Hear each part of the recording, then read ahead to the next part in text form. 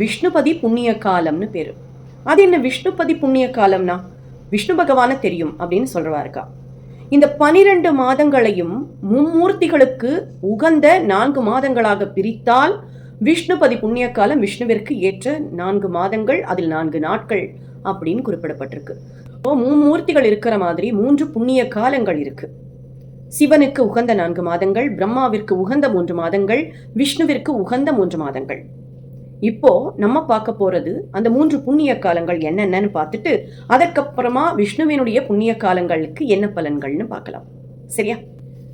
சித்திரை, ஆடி, ஐப்பசி, தை இதை விஷு புண்ணிய காலம்னு சொல்றோம். இது பிரம்மா வழிபாட்டிற்குண்டான காலகட்டம். அடுத்ததாக வைகாசி, ஆவணி, கார்த்திகை, மாசி இதுதான் விஷ்ணுபதி புண்ணிய நாட்கள். ஆனி, புரட்டாசி, மார்கழி, பங்குனி இது சிவனுக்குரிய 4 மாதங்கள். இப்ப புரிஞ்சிருக்கும்னு நினைக்கிறேன்.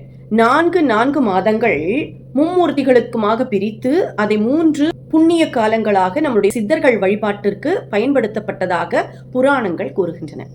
அப்படி என்னதான் இருக்கு அப்படின்னு கேட்டா, இப்ப நான் முதல்ல சொன்ன 3 நாட்கள் இன்னும் நம்மளுக்கு மிச்சம் இருக்குன்னு சொன்னோம். ஞாபகம் இருக்கா?